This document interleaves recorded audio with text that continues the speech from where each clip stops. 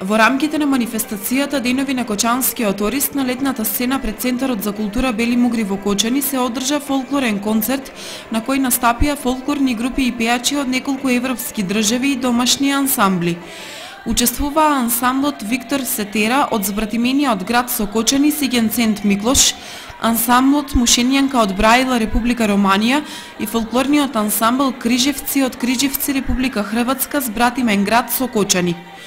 Од домашните ансамбли настапија културно-уметничкото друштво Наум Наумовски борчи од Крушево, фолклорната група Етнос од Скопје и културно-уметничкото друштво Руен од Кочани. Тоа беше вечер на народни песни, ора, танци и музика од повеќе балкански и европски држави кои беа бурно поздравени од илјадната кочанска публика која со внимание го следеше нивниот настап.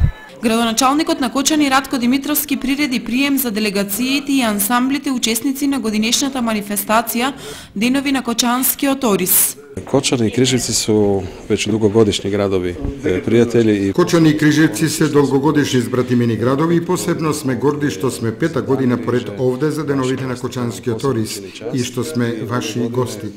Тоа ни представува посебно задоволство и оваа година сме во посета со нашиот градски тамбурашки оркестар. На вечерашнем свечаном програму. Добро смо осетили се овде у Кочани. Убаво се чувствувам овде во Кочани, доаѓам повеќе од 10 пати, но не само овде во градот, туку ги имам посетено и околните места. Сум бил во посета и на боречкиот клуб Спартак и секаде каде што во вашиот град се чувствувам пријатно. Инаку јас сум тренер по борење и секако борач.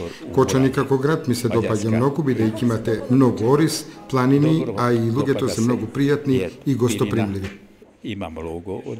Фолклористите и музичарите од Унгарија, Хрватска и Романија настапија и на завршниот фолклорен концерт во село Трекање, на завршниот дел од манифестацијата Денови на